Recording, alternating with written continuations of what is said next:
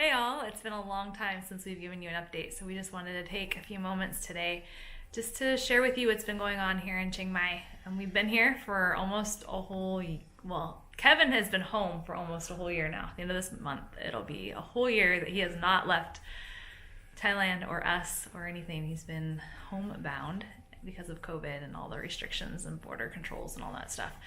But even though he hasn't been moving, it doesn't mean we haven't been busy. We've been doing a lot of stuff, especially even the first part of this year. He's been super busy with projects. He's been working beyond full days at the office. He gets up early and leaves and gets home often after dinner or right around dinner time. It's pretty late days, and he just wanted to share with you what he's been doing here at the office. We're going to show you some of the stuff that he's been working on. Okay, so one of the things I get to do is we've got a new toy, a DJI Mini 2, and we're just playing with drones. So it's pretty fun. But it's got we're just testing drones. So this is the first one we've got up, and so I get to fly that and kind of learn how to do it, and then I'm going to try to do like a training manual for different rangers. So. And why does FBR need a drone? Or what's the benefits to having one and knowing how to fly it? The benefits is just part of our mission is to capture footage and photography and get the word out, and so this helps facilitate that. Plus, some of the missions we do like reconnaissance, and we're going to see how it works for reconnaissance. So it's going to be good. And then, so that's one thing I get to do, and this is where I work right here. This is his desk. This is where he spends, some of his working hours. Most of it's out doing stuff in the shop, which will take you back here.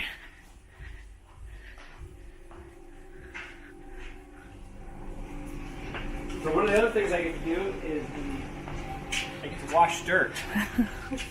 It's pretty exciting. We make a water filter. And the water filters use these blue barrels. We have to clean out, and then we drill holes into them, and I'll show you kind of an example of that.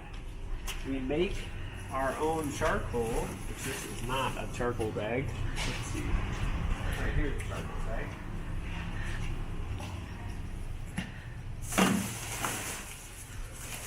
We make our own activated charcoal. So we put videos up of us doing wood cutting, wood splitting, and that's the end result of it. This is the final product here. Kind of hard to tell, but it's a little fine. Here, can you put some in your hand maybe? Like little fine pieces of charcoal, crushed charcoal. And that goes in the water filter systems. So it's a 3-barrel system. For example, we'll take different types of material. This is fine sand. And so we will put this into the tub, and then we'll rinse out all the silty stuff so that we just have a certain size grain. And then sometimes when we buy the sand, there's like plastic and wood and just things that we don't want in there. And so we literally wash the sand. And then this is like a wash bag, and then we'll did that one where they like plug it in there. And this is kind of our example water system. It doesn't have the material in it, but you get an idea of how the lines work. And so you have barrel 1, and it's an old example, so it's all dirty, but you have water intake. So this is our water intake at the top, and you got a valve that you can turn on and off. So that would be off, this would be on. And then the intake comes into like a toilet plunger valve, and the dirty water that comes into the system will fill up this reservoir and then drain down this hole here, and then it follows this pipe down to the bottom. And so in this material, or in this bucket, you'd have large rocks to about right here, big like softball sized stones that go here. And then on top of the large rocks you have golf ball sized stones, like this big. And then on top of the golf ball sized stones you have pea gravel, and then you have coarse sand, and then you have fine sand. In here. And then so the water, it comes into the top, but it goes down the pipe to the bottom, and then it fills up this tank from bottom to top. And as it goes from bottom to top, this tank filters out sediment. It's like a sediment filter. So like fine sands or just material that's in the water. And then it'll go from the top of barrel 1 to barrel 2. And in barrel 2, you've got, this is interesting, this is not in the right barrel. This should be here. You've got these pipes, and the water will come in from the top, and then in barrel 2, you've got a ton of fine sand, and then coarse sand, and then gravel, and then like golf ball sized stones at the bottom. And then this barrel has a biofilm. And so bacteria is good and bad. So there's good bacteria, there's bad bacteria. This barrel is designed to create a good bacteria that then eats the bad things that are in the water, and then the sand filters out the bad things, and it goes from top to bottom to the third barrel. In the third barrel, you've got gravel and sand and rocks and stuff at the bottom, and then you've got all this charcoal. And the charcoal, basically, it's like the like a charcoal filter from your like a regular water filter. And that activated charcoal, it basically absorbs the things that have bad taste, the chemicals, and all those things from the water. And then the water fills, it enters at the top, it goes through the charcoal, and then it goes through the sand and rocks and stuff at the bottom, and then it comes out here, and it's fresh. And so this is barrel number 4. It's just a reservoir barrel. It's great, you can leave it like that. It just gets filled up with water. And it gets filled up with water, but there's a flow rate thing right here.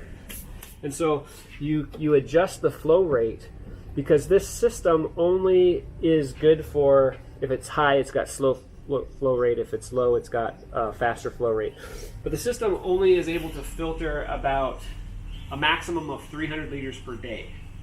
And so it needs a minimum of 20 liters of water flow in order to stay fresh.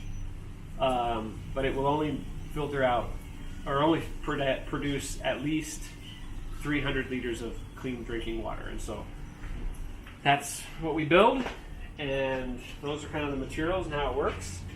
And then we also build electric systems. And he goes about once a week to install systems around Thailand, so gives you an idea. About an average of at least one a week, if not 2. And this week we'll have 2 in a place about 3 hours away called Chiang Dao. And then we have electric systems. This is the other project he works on. This one's actually upside down. So I'll turn around for you guys. So this is one that Jesse just made. And this right here is a solar controller. Right now we use one from a company called Grow Watt. And it's kind of a hybrid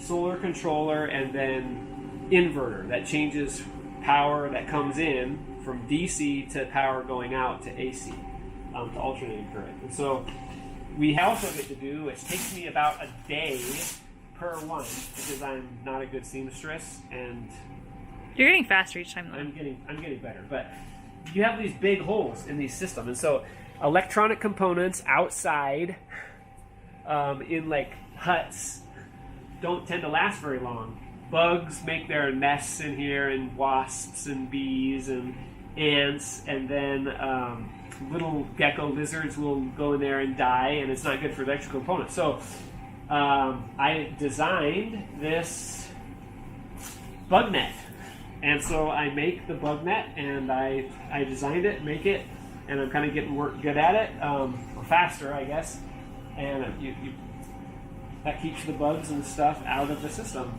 and still has airflow, and it's been working good so far. So it's kind of another project that he does. Another project that takes me about a day to work on. And then this is one of the batteries. So this is an example of the battery. So this is a lithium battery. They're custom made, and the guy that makes them for us gets lithium batteries from electric cars, like a Toyota Prius or whatever kind of hybrid electric car. that has an accident on the road and the car is destroyed. So what do they do with the batteries? Well, a guy like the guy that makes this battery takes those battery cells from those cars and then refurbishes them because the cells will be perfectly good, but the car was destroyed, and then we buy them and he custom. What kind of places we install them at? Well, we generally install them in like hill tribe mounted villages where they don't have electricity, or on the Thai side, it's places where the electricity is intermittent. Like they'll have electricity for only part of the day, and so we'll go into a place like that and we'll install. We've done like schools and stuff, right? Schools. We've installed for hostels, where the hostel kind of is a children's home for people that can't afford to send their kids to regular school. They'll live at these hostels and then they'll go to school from those places. And we've installed them at hospitals and clinics and a teacher's college and a Korean Bible college, and then we install them all over the place. So just a way to love on the people here. Yeah, and so it's good. It's fun. It's challenging. I don't really understand it. I'm not the brains behind the job. I'm just the work man, the work guy. So I'm the idiot that just says I can follow what you built, but not necessarily understand everything behind it. I do ground school, and so here at the office upstairs, we're the only foundation that has an airplane in Thailand, and so we've got instructor pilots and we've got pilots, and then there's like non-pilots, and our instructors need the non-pilot people to teach. And so I'm going through ground school to learn how to fly, and once I pass ground school, then we'll go on from there. But it's kind of been a dream I've had for a long time, since I was a little kid, to do like missions aviation stuff. And so who knows, maybe the Lord will open that door for me to be able to get that finished. So at least I'll get the ground portion in with Titus. Thanks, Titus. I think that's pretty much it. I think that's it. Yeah. So I'm gonna come out here because the lighting's better out here, I think. But as far as I'm concerned and the kids, we have just been getting through school. It's been a really good school year because we've been in one place most of the time, and we come and help at the office about once a week with little projects that they just need manpower behind. You got to see some of that with the envelope stuffing and the water washing and things, or the rock washing. We kind of jump in and do some of those tasks that need to get done. But for the most part, me and the kids are just working on school. The kids and I are, and we're doing well. And the kids are doing really well this year. Natalie's learning how to read, so you can pray for her that she'll learn how to figure out how to do that. We're still working on speech. There was an opportunity for her to do speech therapy. Then with COVID, the speech therapist has said not now, so we're kind of still waiting on that. But if you guys could pray that we'd be able to get her seen by a speech therapist. She's still struggling to say a lot of her sounds, and so she's 7 now, so we could use some just prayer and getting her up to speed on speaking well and clearly so that people can understand her. Got that. And the rest of the kids, I mean, they don't like school, but we're doing it, and that's what we do most of the time. We also I have the opportunity to lead a women's Bible study here at the office on Tuesday mornings, so you can pray for that as well. We're going to be starting the book of Ruth this week. We just got done finishing Nehemiah, so we had like a 2-week break, and now we're going to start back up in Ruth. And there's about 5 to 6 ladies that come faithfully. Most of them are believers already, and it's always open to everyone, so sometimes we get people that are just exploring their faith and don't really know. But right now we don't have any volunteers that are, just showing up to kind of see what things are about. So most of the office staff has a relationship with the Lord, so you can just pray that that time would be sweet and that we'd have a good time together studying God's Word, and that I would teach it well and carve out enough time to be able to teach it well. And then Kevin also, each week, he teaches a Bible study at our house on Thursdays, and that's mostly made up of FBR people. It is only made up of FBR people. So they come on Thursdays, and we are going through the book of John right now. John 17, 18. We're on 18. Just through 17. So we're just making chapter by chapter through that. And then Kevin and I both have the opportunity to, well, Kevin does more of the work, But he leads the youth. We do the middle school, and that's on the first and third Sundays of the month. He's leading the middle school, and then every week at 9 o'clock in the morning, he leads an adult Sunday school as well. So those are just areas that we serve in at our church locally, which is a lot of fun. And I really feel like the kids are finally making friends, and they're enjoying and wanting to go to youth group. They go to participate in the one at the Gathering, which is the church we attend, and then there's also a church in our neighborhood that they can walk to. It's like a 5-minute walk, and they the youth age kids go there on Friday nights, and they've been really enjoying it, which is great because it's hard to be new and to make friends, but I feel like they come back and they're more excited every week, and I feel like they're making progress and building relationships and getting to know people. So that's just been just a blessing. So thanks for praying for us that we would have those friendships and relationships, because God's totally answering, and it's been really good. Any other prayer requests?